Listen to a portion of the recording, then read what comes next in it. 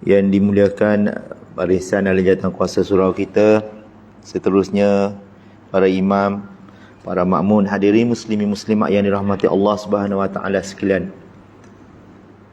Sebelum daripada kita memulakan kuliah pada malam ni, marilah sama-sama kita niat beriktikaf di dalam surau kita ini. Mudah-mudahan Allah Subhanahu wa taala melipat gandakan pahalanya kepada kita semua. Nawaitul i'tikaf fi hadzal masjidi sunnatan lillahi taala. Seterusnya kita pasang niat kita untuk belajar kerana Allah Subhanahu wa taala.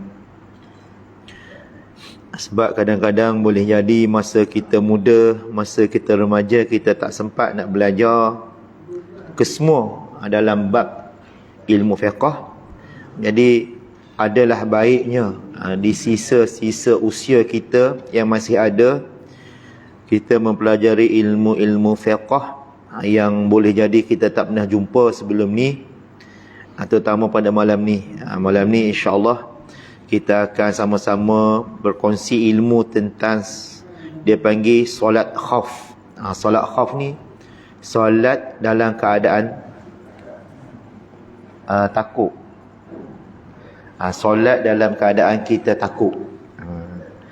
Yang mana solat ni dia khusus untuk para tentera. Para tentera. Kita pun katalah, kita kata aku ni bukan tentera, tak perlu belajar, tak apa. Itu adalah fahaman yang sangat silap. Fahaman yang sangat silap, fahaman yang tak betul. Sebenarnya apabila berlaku peperangan,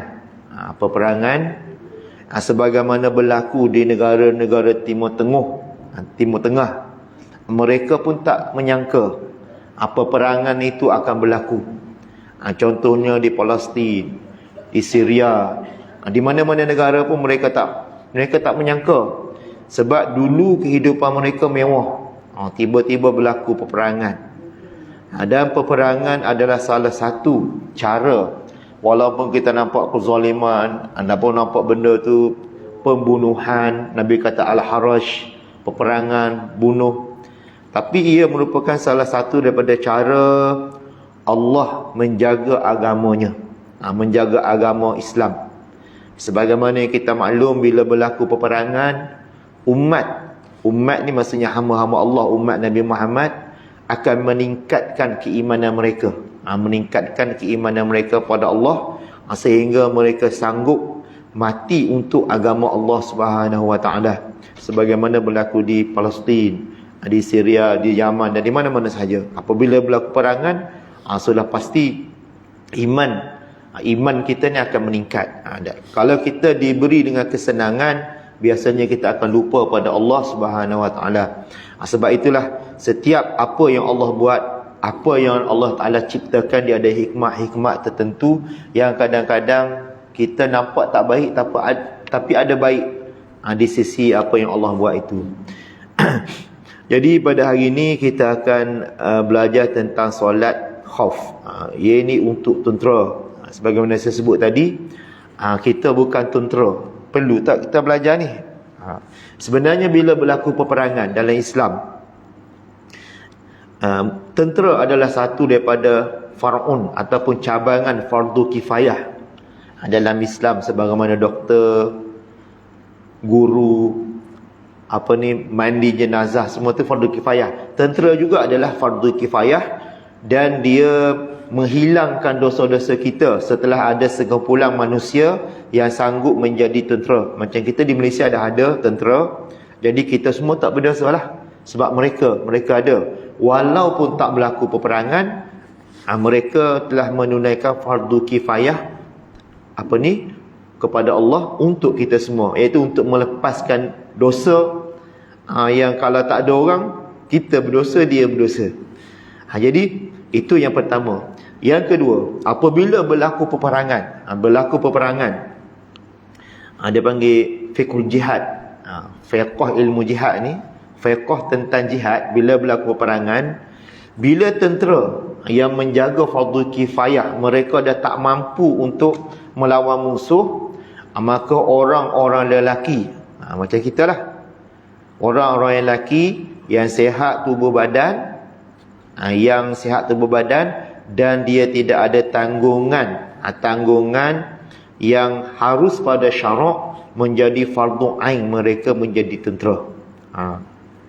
Kalau kita tak ada tanggungan, tak jaga mak sakit ataupun tidak ada keperluan, tidak ada anak kecil yang perlu kita jaga dan sebagainya, menjadi fardu ain. Kita mesti pergi, wajib pergi. Pergi berperang. Yang mana ketika itu bila dah kita pergi berperang dan kita tak tahu bentuknya macam mana, andainya berlaku peperangan sebagaimana berlaku peperangan dunia yang kedua gitu kan, kita mestilah melawan musuh-musuh kita.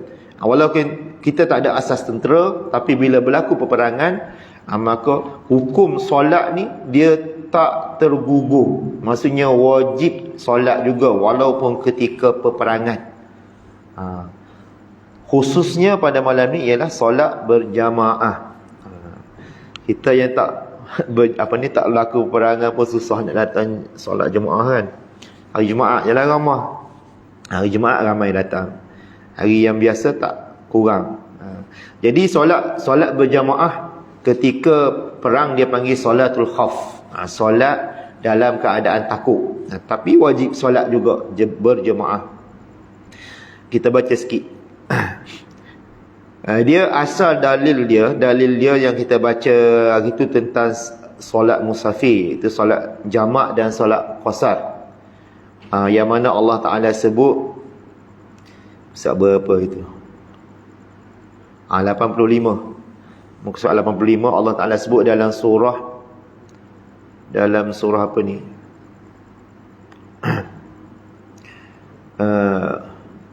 Ni hadis Nabi. Sayyidina Umar ni pada suatu hari dia pergi jumpa Abu Ya'la bin Umayyah. Qala qultu li Umar. Abu Ya'la dia jumpa dengan Umar, dia berkata pada Sayyidina Umar Al-Khattab radhiyallahu anhu. Dia pun baca satu ayat. Laisa alaikum junahun an taqsuru minas salati in khiftum an yaftinakumul ladina kafaru.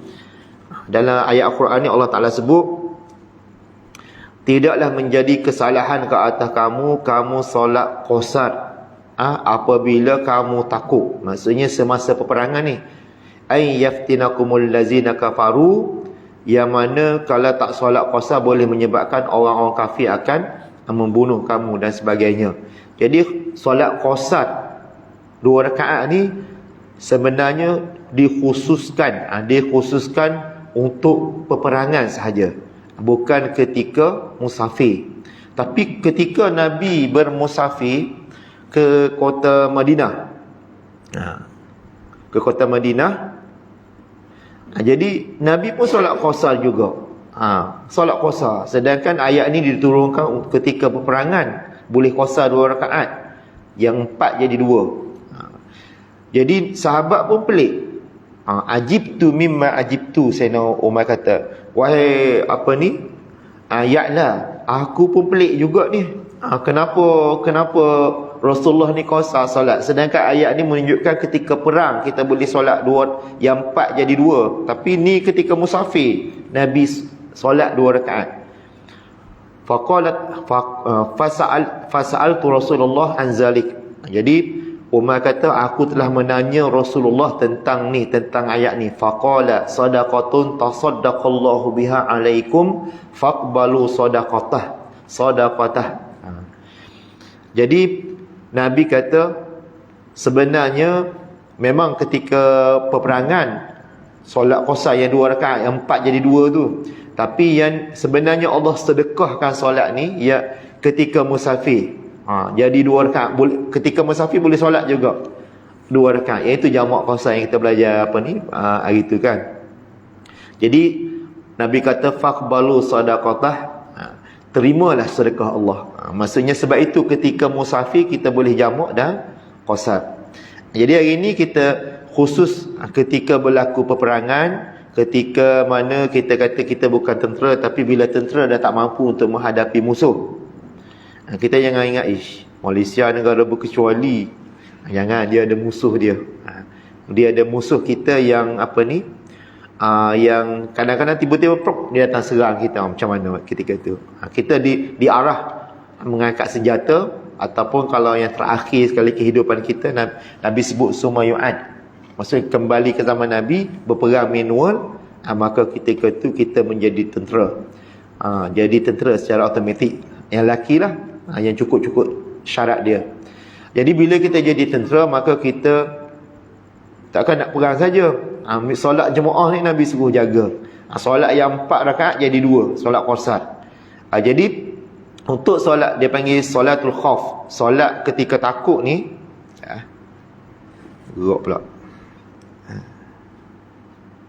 Solatul khauf, dia ada dua keadaan. Dua keadaan. Keadaan pertama dia kata li solatil khaufi halatani hasaba halatil qital. Bagi solat ketika kita berada dalam keadaan takut. Ya, kita sebagai tentera berperang nanti, dia ada dua keadaan. Keadaan pertama dia kata halatul murabatatil wal hirasatu wa adamul tihamul qital. Hal yang pertama ketika dalam keadaan biasa. Biasa maksudnya kita berperang tapi dalam berjaga-jaga musuh. Bukan kata sedang berperang kongkeng-kongkeng, tak. Maksudnya kita sedang menjaga. Boleh jadi musuh ni akan bila-bila masa dia akan datang serang kita. Alah, mati pula dah. Dalam keadaan biasa, ya, kenapa mati ni? Okey, hidup balik. Jadi dalil dia panjang lah. Sekejap. Sekejap saya buka internet. Dia tak ada internet, dia masalah.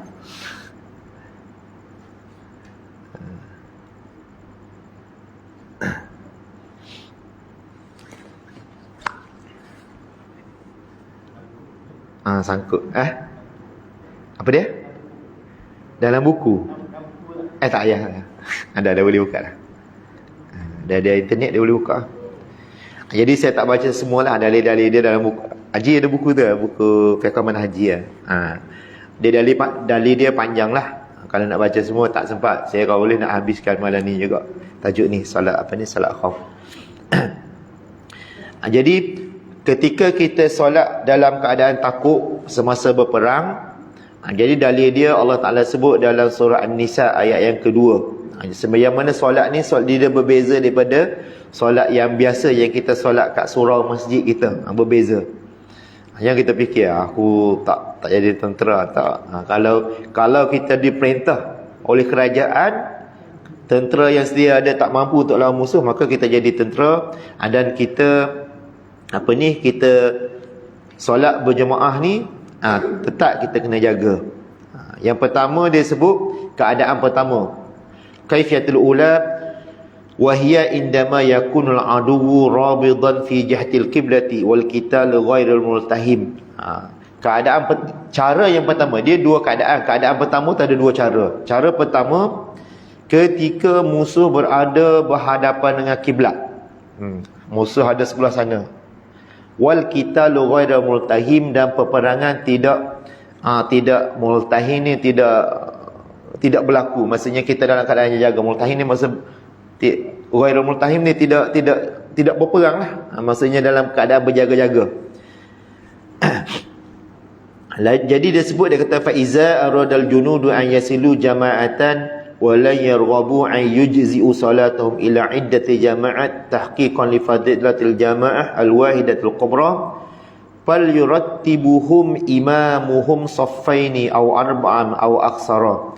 Jadi apabila kita dah jadi tentera tu nak solat berjemaah, ni cara yang pertama. Maka imam dia kena susun. Kenapa si mati ni?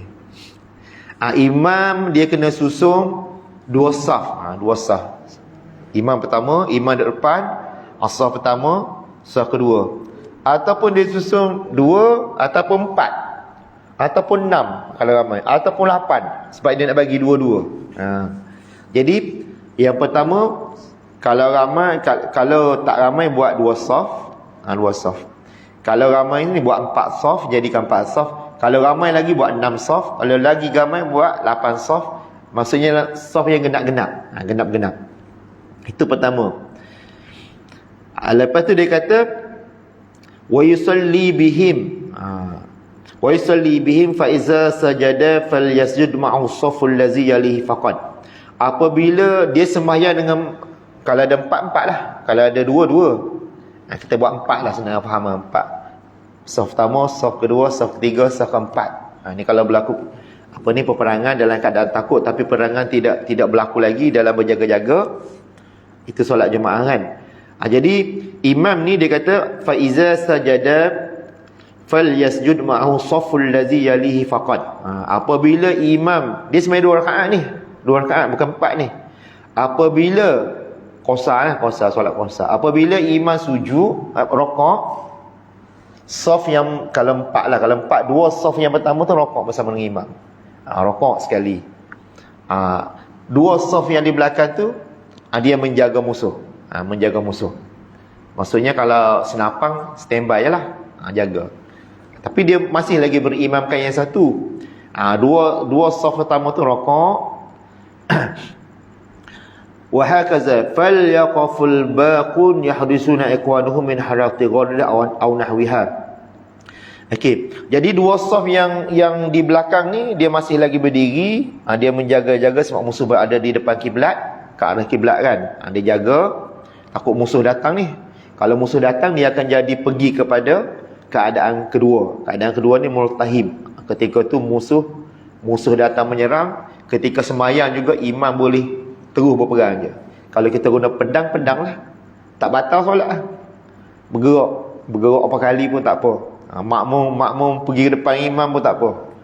Tu ketika multahim, ketika peperangan tu serangan berlaku. Ni ketika berjaga-jaga. Jadi imam rokok, saf yang pertama kedua rokok, saf ketiga keempat berdiri tengok musuh kat depan. Sehinggalah imam imam sujud apa semua, dia pun bangun daripada sujud, barulah saf yang kedua tu mula rokok. Rokok. Dia rokok lah. Dia rokok, dia iktidal, dia sujud. Jadi imam dengan saf kedua dan ketiga ni berdepan. Yang 2 saf belakang tu baru rokok, tidak sujud. Okey. Lepas tu dia kata fa iza qama wa man sajada ma'ahu sajadal baqum wa lahiqu imamahu fi kamil raka'atis saniyah. Jadi apabila maksudnya imam ni kena berdiri lama lah, biar siap apa ni, rakaat saf yang ketiga dengan keempat tu rokok, tidak sujud apa kan, dah siap semua, dia bangun sama-sama berdirilah 4 saf tu. Lepas tu dia kata, Allah, asyik mati je ni soalan tu. Jadi dia kata fa iza sajal iman raqatis saniyah tabi'ahum man takhallafa fil ula. Apabila imam rakaat untuk rakaat yang kedua,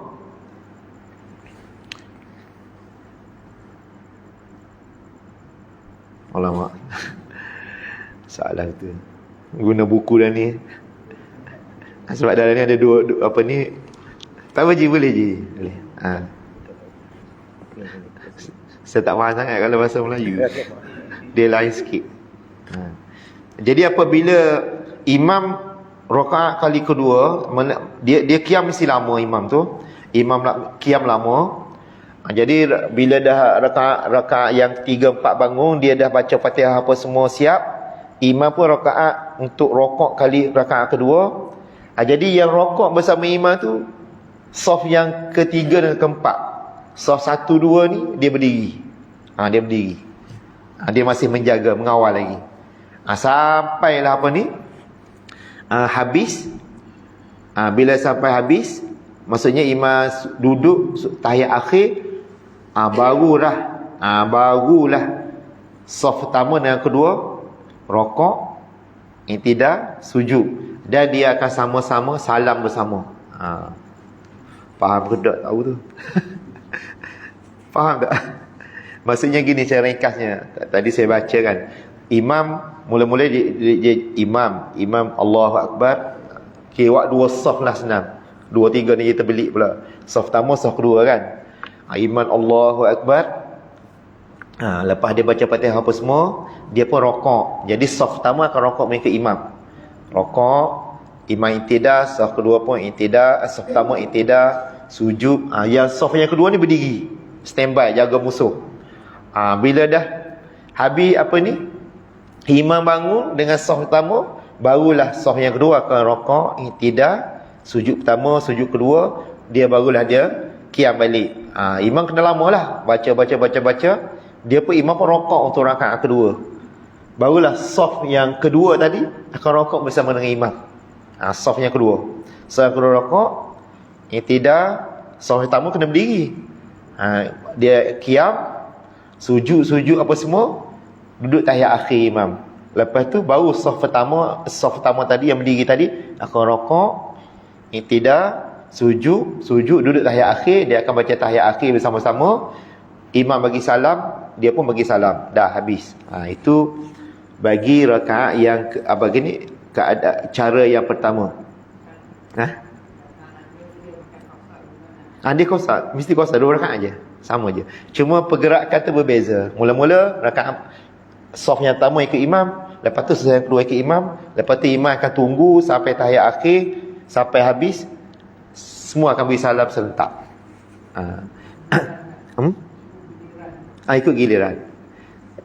Tak, imam kena lama dia kena tunggu, dia agak-agak dah saf pertama kan kali kedua kan, habis dah tahiyat akhir, baru dia akan beri salam. Mesti dia dengar kan, sebab saf kedua, saf pertama yang sujud rokok kali kedua tu.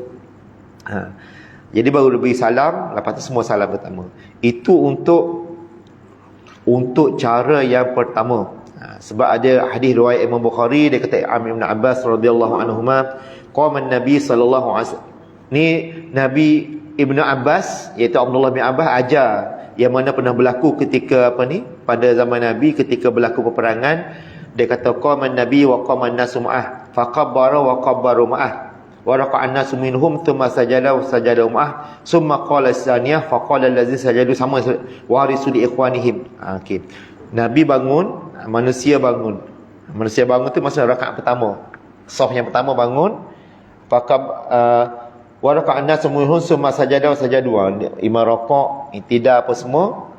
Okey, lepas tu dia bangun qiyam, barulah saf yang kedua rakaat, intidah, bangun. Bila masuk untuk rakaat kedua, yang saf yang kedua pula ikut imam. Tidak rakaat, bangun. Dah dia duduk untuk tahiyat, baru saf yang pertama tadi akan rokok, intidah, duduk tahiyat akhir. Imam kena panjang lah, baca tahiyat akhir. Bila dah agak-agak imam dah dengar kan belakang, sebab saf pertama dah siap, fil alamin innaka hamidum majid, dia imam bagi salam, maka mereka salam bersama-sama. Itu cara yang pertama. Cara yang kedua, wahya indama yakunul aduwwu muntashiran fi ghairi jihatil qiblah wal qitalu ghairu multahim. Cara kedua ni ialah ketika musuh berada bukan di arah kiblat. Bukan di arah kiblat. Maksudnya musuh ada merata-rata, kiri, kanan, belakang. Jadi cara dia ini pernah Nabi buat juga. Ketiga peperangan Zatul Riqa'. Fi ghazwati Zatil Riqa' disebut. Peperangan Zatil Riqa'. Nabi memerangi orang Yahudi. Cara kedua ni ketika musuh berada yang bukan arah kiblat. Tadi yang pertama musuh berada di arah kiblat. Cara kedua ni musuh merata-rata. Pertama dia kata yang qasimul musalluna ila firqataini. Imam membahagikan dua jemaah kepada orang sembahyang kepada dua kumpulan. Taqifu wahidan fi wajhil aduwi. Satu kumpulan dia menghadap, maksud dia tak sembahyang lagi. Dia menghadap, menjaga musuh. Wa tazhabul ukhra li tu'addi solat jama'atan ma'al imam. Satu kumpulan dia akan sembahyang bersama dengan imam. Maksud dia sembahyang, kalau kita kata 20 orang lah, 10 orang sembahyang dengan imam, 10 orang lagi jaga standby. takut musuh menyerang. Nyawa ni mahal di sisi Allah, yang main-main. Jadi itu yang pertama. Lepas tu yusallil imam bihazil firqati tsaniyah raka'atan. Kemudian iman akan sembahyang dengan firqah yang mula-mula tadi. Yang apa ni, yang bersama dengan imam tu satu rakaat. Fa iza qama lisaniyati faraqatu wa atammat raka'atu tsaniyah bil infiradi. Apabila imam qiyam daripada rakaat yang pertama, jadi kumpulan yang pertama tu akan sembahyang dan dia niat mufaraqah. Dia sembahyang satu rakaat dengan imam. Lepas tu lepas bangun dia niat mufaraqah, dia akan rokok untuk rakaat yang kedua bagi makmum yang pertama, kumpulan pertama tadi. Rakaat rokok, tidak, dia sujud. Sujud pertama, tahiyat akhir, imam masih berdiri lagi. Imam berdiri, masih berdiri, imam tak siap lagi. Berdiri untuk imam untuk rakaat kedua lah. Bila kumpulan yang pertama assalamualaikum, dia ambil alih tugas kumpulan yang pertama tadi. Dia akan pergi pula, mari kumpulan yang kedua. Kumpulan yang kedua, kumpulan yang menjaga tadi, dia akan sambung dengan imam yang pertama yang tadilah. Dia akan sembahyang. Dia kata ta'ti firqatul ula fataqtadi bil imam wa yanbaghi an yutila qiyamuhu fi raka'ati tsaniyah. Maka kumpulan yang kedua tadi yang menjaga tadi, yang pertama dah siap dah, dia pergi ganti. Kumpulan kedua akan datang, dia akan duduk di belakang imam. Dia akan jadi imam tu tadilah, imam yang solat tadi tu. Dia akan sembahyang. Maksudnya imam rakaat kedua, dia rakaat pertama. Kumpulan kedua ni rakaat pertama. Fa yusalli bihal imam raka'at tsaniyah allati hiyal ula fi haqqihim. Maka dia sembahyang bersama imam sebagai rakaat pertama, yang mana iman rakaat yang kedua. Fa iza jalasa lit tasyahhud, apabila imam duduk, sebab imam kan rakaat yang kedua dah, dia duduk untuk tahiyat akhir, qamu fa atammu raka'at tsaniyah. Maksudnya imam tu dia kena baca tahiyat lama lah, baca tahiyat lama. Lepas dia apa ni, rakaat pertama siap, dia sujud apa semua, dia pun bangun. Kumpulan yang kedua tadi bangun. Lepas tu dia rokok untuk rakaat kedua. Imam kena tak siap lagi. Kemudian dia akan duduk dan dia tahiyat, dan dia akan siap bersama dengan imam. Fayusallimu bihim. Maka imam akan sama-sama beri salam bersama dengan kumpulan yang kedua tu. Ini adalah cara yang kedua untuk solat khauf. Boleh faham tak? Tadi cara pertama tadi dia sembahyang bersama, cuma rokok saf pertama dengan imam, saf kedua tak rokok lagi. Kan? Yang ni tak, dia bagi dua kumpulan. Kumpulan pertama dulu sembahyang setengah rakaat dengan imam. Lepas tu kumpulan kedua dah habis kumpulan pertama, tapi imam panjangkan qiyam dia. Kumpulan dua akan datang sambung bersama dengan imam tadi. Yang pertama pergi jaga balik, ganti yang kumpulan pertama tadi. Yang kedua ni datang sambung berimamkan imam yang sama. Dia sembahyang satu rakaat, sempat dengan imam duduk tahiyat akhir. Semasa dia habis sujud, dia akan bangun. Kumpulan kedua tadi, dia akan rokok, tidak, sujud, dan dia tahiyat akhir, dan dia akan salam bersama dengan imam. Jadi kedua-duanya dapat jamaah. Itu untuk cara yang kedua. Penting solat jamaah ni. Kita rasa tak penting kan? Nabi dalam perang pun dia apa ni, fardu kifayah, tetap buat solat jamaah. Jadi dia kata wa hazil kaifiyati hiya sifatu salati Rasulullah sallallahu alaihi wasallam fi ghazwati Zatir Riqa. Dalam peperangan yang ghazwah Zatir Riqa, Nabi ni dia menyertai ghazwah. Bila sebut ghazwah, maksudnya peperangan yang disertai oleh Nabi. Nabi menyertai peperangan sebanyak 23 kali. Kalau kita baca 23 kali. Maksudnya 23 kali 23 tahun kerasulan dia kan. Dia umur 43, 40 jadi rasul, 23 jadi umur 40 kan, sampai 63. Maksudnya 23 kali Nabi menyertai peperangan. Jadi dia kata cara ni cara yang bagi dua kumpulan ni. Ada hadis daripada Imam Bukhari, dia sebut An Salih bin Khawas amman syahida Rasulullah sallallahu alaihi wasallam yauma Zatir Riqa salat al-khauf anna ta'ifatan saffat ma'ah. Ada satu kumpulan dia bersaf bersama dengan dia, bersama dengan Nabi. Wa ta'ifatun ujahul adu, satu kumpulan lagi menjaga musuh. Fasalla billati ma'ahu raka'atan, maka sembahyanglah dengan kumpulan yang pertama tadi dengan Nabi satu rakaat. Summa thabata qa'iman, kemudian Nabi kekal berdiri. Wa atammu li anfusihim summa sarafu, kemudian kumpulan yang pertama tadi dia menyempurnakan solat satu rakaat lagi, dia rokok apa semua, dia pun siap. Lepas tu fasafu wujahul adu, kemudian datang kumpulan yang kedua. Waja'at ta'ifatul ukhra fasalla bihim raka'atan lati baqiyat min salatih.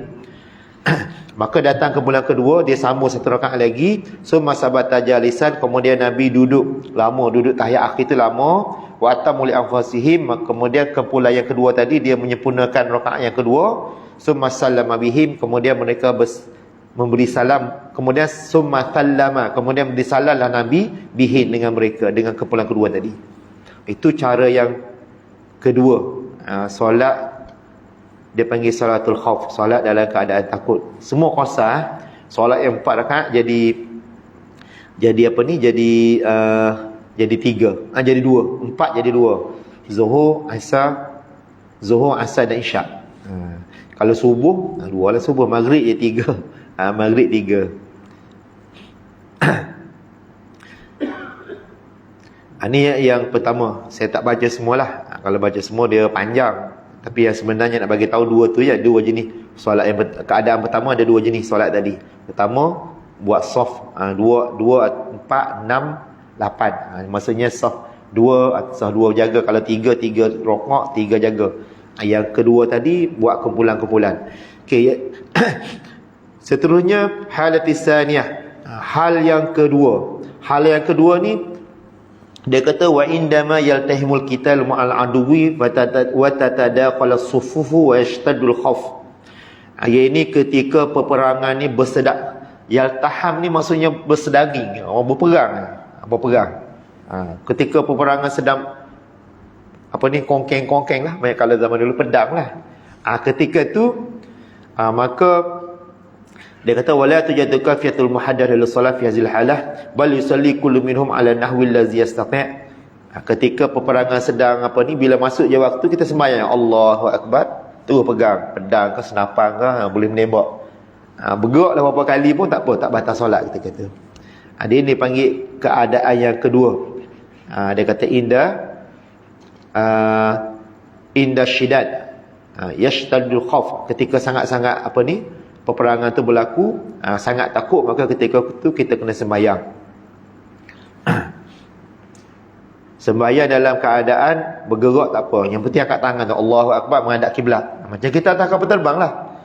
Masa balik kita duduk atas kapal terbang. Masa pergi tak apa, kita duduk arah kiblat, arah Kaabah lah. Nak pergi umrah ke haji, Allahu akbar, sembahyang je lah. Kita isyarat duduk macam orang sakit lah. Tapi tak kapal terbang macam tu je lah. Tapi ketika balik kita kena menghadap ke belakang. Bukan kita menghadap badan duduk kursi, tak. Kita hadap ke belakang, Allahu akbar, kita menghadap arah Malaysia. Macam tu cara dia. Ada setengah orang dia tunggu kapal terbang turun dulu baru nak sembahyang. Tak boleh macam tu. Takut kapal terbang jatuh mati, tak sempat sembahyang. Bahaya kita dalam atas kapal terbang ni memang menakutkan lah. Kita bergantung sepenuhnya dengan kepada Allah SWT. Sebenarnya sama je. Kita hidup atas muka bumi ni, sama ada atas kapal terbang ke atas dunia ke, memang kita bergantung penuh pada Allah. Cuma atas kapal terbang tu kita nampak kalau mati tak ada peluang hidup, terus mati je. Padahal kita duduk kat surau pun sama je. Kalau Allah bagi jatuh bumbung, sama je. Maksudnya kebergantungan kita dengan Allah tu kena sentiasa sama je. Sama ada atas kapal terbang, atas kapal, apa semua kena sama je. Jangan fikir ini selamat duduk atas surau tak apa, surau kukuh sikit. Tak, sebenarnya sama di sisi Allah sama. Kita kita bergantung. Ada panggil alaqatul qulub billah. Pergantungan hati kita dengan Allah ni mesti sama je. Tak kira di mana. Kita dalam surau ke, kita balik ke, kita berjalan seorang diri ke. Kadang-kadang pokok jatuh. Sebelum ni kan ada khabar seorang kaya. Orang kaya main jet remote control tu. Dia tak perasan tiba-tiba jet yang guna tu. Saya baca dalam khabar. Jet tu datang daripada arah belakang, datuk lah, oh, kena mati. Main jet remote control tu, dia rasa selamat, tapi tak selamat juga. Jadi dia kata, dalam keadaan hal kedua ni, keadaan peperangan sedang berlaku, maka dia kata tidak ada cara yang tertentu untuk solat ketika ni. Cuma ketika solat, masuk je waktu, kita terus solat, Allahu Akbar. Kita tak nak, kita berperang tu molek dah, fisabilillah, tapi masuk waktu kita tak solat, tak sempat solat, orang bunuh kita, rugi kita, rugi. Jadi ketika tu kita kena solat. Dia kata solat dia, apa ni, azan sikit lepas ni habis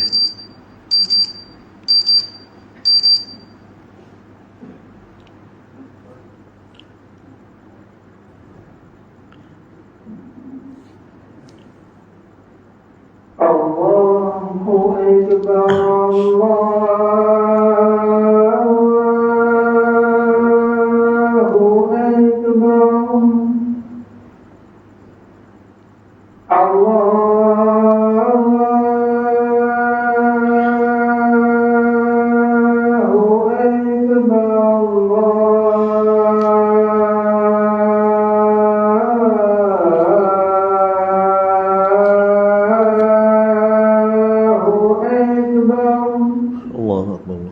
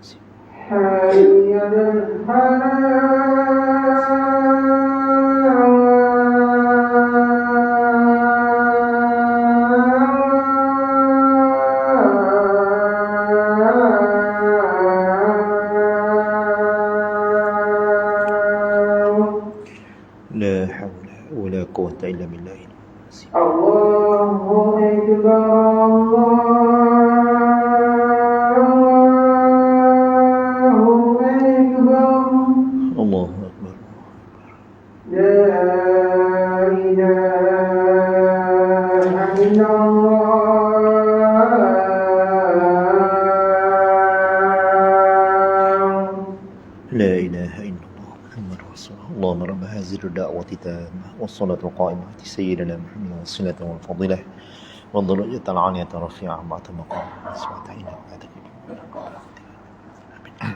Kita sambung sikit Abi yang halatil tsaniyah, iaitu keadaan yang kedua tadi, ketika solat takut, solat dipanggil solatul khauf, yang ketika peperangan sedang berlaku, yang kita tak dapat elakkan kita terpaksa berperang.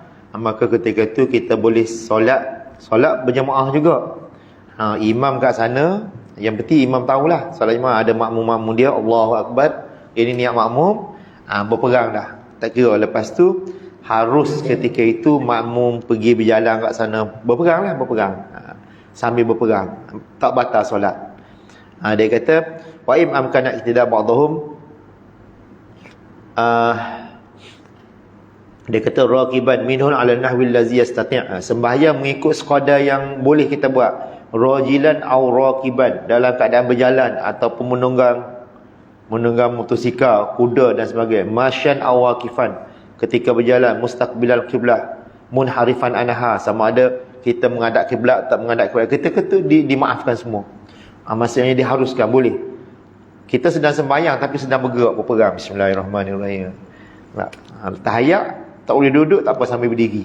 At-tahiyatul mubarakatus salawat, sambil perang.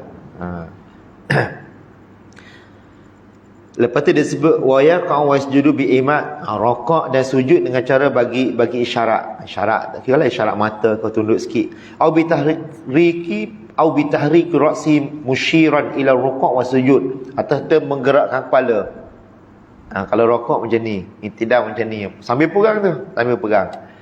Imam kana waja'al imam sujud ablaghu min ima'i ruku'. Macam sakitlah kalau sujud apa ni, rendah sikit kepala kita. Kalau rakaat sederhana macam tu ketika perang. Wa imam kana tidak ba'dhum bi ba'din, dan sekadar yang boleh mengikut setengah dengan setengah. Maksud kalau imam mula-mula duduk sini, lepas tu sana pula makmum naik ke atas, tidak batal. Wa salatu jama'ah wa afdal, wa yamkana ba'dhum ba'din wa salatul jama' wa salatuhum jama'atan fa huwa afdal. Solat mereka dalam keadaan jemaah walaupun ketika perang dia lebih afdal. Wa in ikhtalafat jihatuhum, sekalipun arah mereka bertebaran, yang ni menghadap sini, yang ni menghadap sini, yang ni jalan sana. Au taqaddama ma'mun ala imam, ataupun makmum pergi ke depan imam nak perang, nak pergi bunuh musuh, boleh, sah. Sebab firman Allah Ta'ala dalam surah Al-Baqarah ayat yang ke-238. Saya tak baca lah. Lepas tu cara ni dia kata hadis riwayat Imam Bukhari daripada Ibn Umar radhiyallahu anhuma fi wasfihi salatul khauf, ketika Nabi buat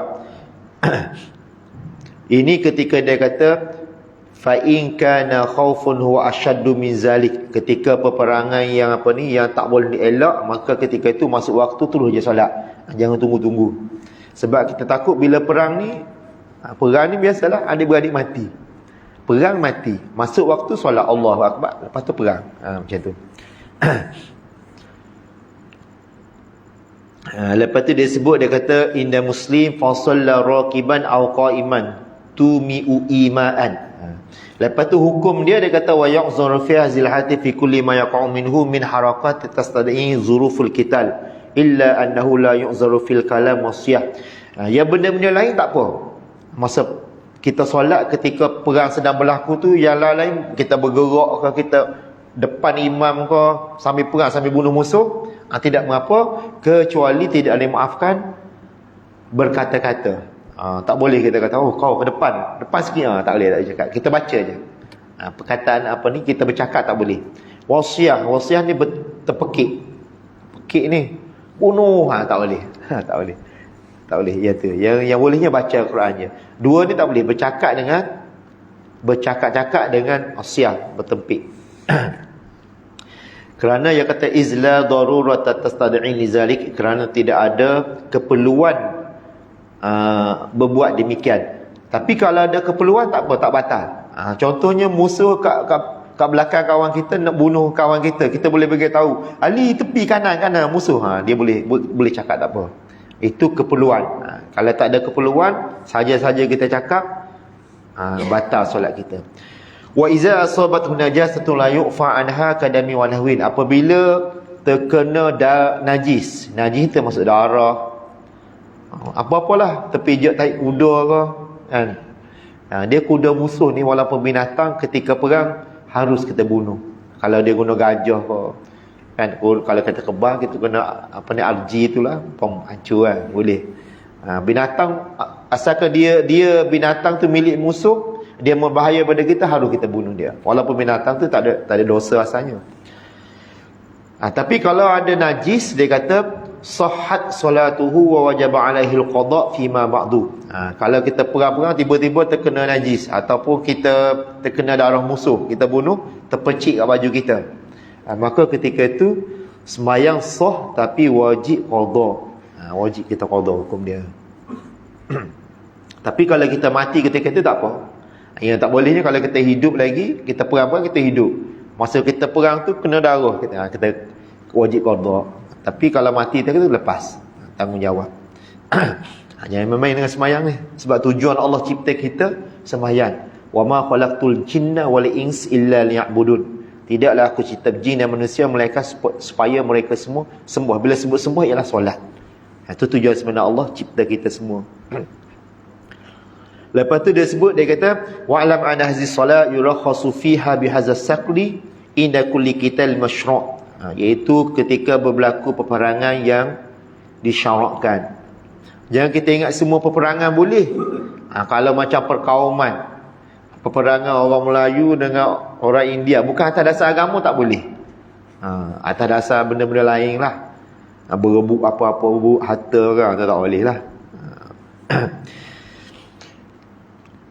Kama iza kana fara min aduwi. Sama juga kalau kita lari daripada musuh, kan kita perang-perang, kita tengok kita tak boleh lawan dia ni, kita ada sikit, kita lari bukan kita takut, kita lari untuk strategi kan. Masa tu masuk waktu je, sebelah pokok kita sembah Allahu Akbar. Nampak musuh kita lari. Lari bukan kita takut, untuk strategi, atur strategi. Au hayawan muftaris, ataupun kita lari daripada binatang buah. Masuk waktu kita tahu, jangan kita lari je, sebab kalau harimau kejar kita, kemungkinan besar asbab untuk mati tu ada. Jadi kalau masuk waktu, ketika tu kita sembahyang lah, solatul khauf, Allahu Akbar, kita lari je lah. Kalau dia bahan kita, makan kita, lepas tanggungjawab kita solat. Masuk zuhur dah, lari kat harimau tak solat, kena solat juga. Kita takut masuk waktu, kita lari kat harimau je, dia termasuk juga ni, lari daripada binatang buah. Kita Allahu Akbar, larilah. Tak apa. Dan hikmah dia ni banyaklah. Hikmah masyarakat suratul khauf ni banyak sangat. Jadi saya rasa setakat tu je untuk malam ni. Dan dia sebut Allah sekali, as-salatu la tasqutu bi ayyi halin. Sembahyang ni adalah ibadat yang tidak gugur, maksudnya wajib dibuat dalam apa-apa keadaan sekalipun, kecuali orang tu gila, maka habislah taklif solat ke atas dia. Selagi kita waras, tak kira sakit ke, perang ke, apa ke, lari binatang buah ke, wajib kita solat. Kecuali gila, bila gila lepas tanggungjawab solat. Yang tak lepas tanggungjawab solat apabila seorang tu gila disebabkan dia yang menyebabkan dia gila, maka hukum solat kekal. Dan bila dia jadi okey, dia kena qada solat semua dia. Contohnya orang sadada jadi gila, akan lampir ekstasi, jadi gila, dia tak gugur, hukum solat tu dia wajib walaupun dia gila. Tapi kalau dia gila bukan sebab dia yang menjadi gila, contohnya dia jalan-jalan, dia terhantuk kepala jadi gila, lepas tanggungjawab solat dia. Tapi kalau dia sengaja dia gila, hukum solat dia kekal. Tu sebab tu kita kena berhati-hatilah anak-anak kita tu. Takut dia buat benda-benda yang tak elok lah. Kan kawan sekarang ni macam-macam. Berkawan isak itu, isak ni, lalah jadi gila. Kalau di Thailand ramai remaja-remaja, dia terlampil sana macam pil kuda lah. Dia benda tu lama-lama dia jadi gila. Bila jadi gila, hukum solat kekal. Sebab dia yang menyebab dia gila, maka hukum solat dia kekal. Jadi rasa setakat tu saja untuk malam ni. Mudah-mudahan sedikit sebanyak, sekiranya berlaku peperangan, ingat baliklah yang saya mengajar malam ni. Kalau kita ada 2 orang, buatlah solat jemaah walaupun peperangan berlaku. Cuma zaman sekarang ni peperangan guna senjata kan. Senjata pun teruskan solat. Dalam keadaan apa sekalipun kena solat. Masuk waktu je solat. Peperangan lagi lah, bila berlaku peperangan, masuk waktu terus solat je. Sebab apa? Kita takut tunggu-tunggu orang bom kita kan, bom tu mati, tak sempat solat. Waktu perang lagilah kita kena jaga waktu solat. Supaya kita tidak terlepas solat kepada Allah Subhanahu Wa Taala menjadi tanggungjawab utama dalam kehidupan kita dan menjadi rukun Islam yang kedua. Ada tak pertanyaan tentang ni? Takut tak fahamnya? Tentang saya terang yang pertama tadi, cara yang pertama, cara kedua, lepas tu keadaan kedua tadi. Haji. Dia gini, kalau wudu, wudu itulah dalam Islam ni kita di antara perkara yang sunat. Yang sunat kita mesti kekal dalam keadaan wudu. Takut berlaku ni lah. Tapi andai kata kita tak ada wudu, macam dalam kereta kan, kita jam waktu nak habis dah, kita sembahyang juga sebagai solat hormat waktu dia panggil. Bila solat hormat waktu ni dia kena i'adah. I'adah ni ulang balik. Solat tu sebagai hormat waktu. Andai kata kita mati tu, dia jadi solat azam. Macam kita ni lah, kita berazan nak solat, tiba-tiba kita meninggal dunia. Kita meninggal dunia, belum lagi solat, maka insya-Allah di antara perkara-perkara yang Allah maaf itulah. Macam kita walaupun tak ada wudu, kita suruh solat hormat waktu. Macam kita duduk hospital lah seorang-seorang, kita sakit, tak ada orang jaga, nak solat tak ada orang nak tolong wudu, kita solat juga. Masa waktu kita solat juga. Allah Akbar. Ataupun kita ada cucuk-cucuk tu, drip lah, semua drip lah.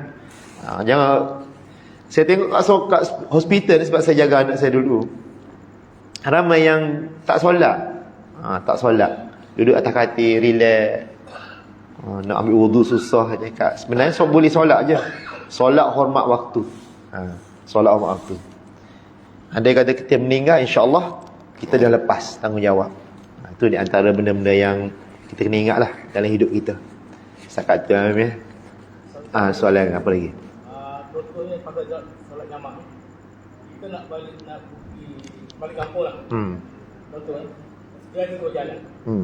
Satu jalan yang dekat, lebih 2 mahalah. No ada. Satu jalan tak lebih 2 mahalah, kita jamak lah. Kita pilih jalan yang jauh. Kita kena tentu jalan mana kita nak ikut. Kena tentu dulu. Yalah, kalau kita pilih jalan yang jamak tu, jamak. satu jalan. Dia ada dua jalan sekarang ni kan. Satu jalan tak sampai 2 mahalah. Satu jalan sangat jauh. Jadi kita tentu kita nak balik jalan mana. Kalau kita nak balik ikut yang jauh, kita boleh ikut guna rukhsah solat musafir tu, jamak qasar. Tapi kalau kita tentu untuk jalan yang pendek, yang dekat, kita nak jamak. Pasal nak jamak, boleh. So, dia dalam syarak ni dia ikut hukum zahir. Pasal kan dua pilihan. Pasal nak jamak kita kena tentu dulu nak balik. Macam kita balik kampung lah, nak balik berapa hari, kita kena tentu. Kalau kita tentu dah 4 hari sampai yang kampung, memang tak boleh jamak lah. Tapi kalau 3 hari boleh lah. Macam mana kalau kita tentu 3 hari kan, tiba-tiba kita terlebih 4 hari kan. Kita daripada sini, daripada Bandar Tasik Kusuma, kita nak balik kampung, kita tentu nak balik kampung kat Kelantan 3 hari. Hari masuk keluar tak kira lah kan, 5 hari. Tiba-tiba lepas hari ketiga, tak selesai masalah. Hari keempat tu kira bermukim lah. Kita boleh mula balik jamak qasar ketika keluar daripada rumah kita, balik Kusuma balik. Jadi hari keempat tu bermukim, tak boleh jamak qasar. Itulah Mami, kena tentu dulu. Macam tempat kan, kita tentu mana kita nak pergi. Tak boleh, tak tentu tak boleh jamak qasar. Kalau kita nak pergi mana, nak pergi Johor, tak boleh jamak qasar. Mesti tempat mana nak pergi. Johor Bahru, kalau rumah kampung kita, baru boleh jamak qasar. Itulah di antara jawapan yang minggu lepas dah bagi tahu dah rasanya. Cuma yang 2 jalan tu tak bagi tahu lagi. Saya kata zaman TikTok tak boleh banyak-banyak, nanti boring. Haji. TikTok ni dia seminit 45 saat lah. Tu budak-budak kita hanyut. Lepas satu, bukan budak lah, orang tua sekali pun. Lepas tengok satu dia tarik lah 2 jam. Jadi saya kata je untuk malam ni, mudah-mudahan manfaat untuk kita semua. Aku li qauli hadza wa astaghfirullahal azim li wa lakum wa li sa'iril muslimin wal muslimat min al-ahya'i minhum wal amwat. A'udzubillahi minasyaitonir rajim. Bismillahirrahmanirrahim. Allah ya muallima Ibrahim al-hikmata 'allimna ya mufahhima Sulaiman fahimna fa fahamnaha Sulaiman wa kullan atayna hukma wa ilma wa sakharna ma'a Daud al-jibal subhana wa tayra wa kunna fa'ilin. Ya rabb Ibrahim wa rabb Musa wa Isa wa rabb Muhammadin sallallahu alaihi wasallam akhrijna min zulumatil jahli wan nisyan bi rahmatika ya arhamar rahimin walhamdulillahi rabbil alamin.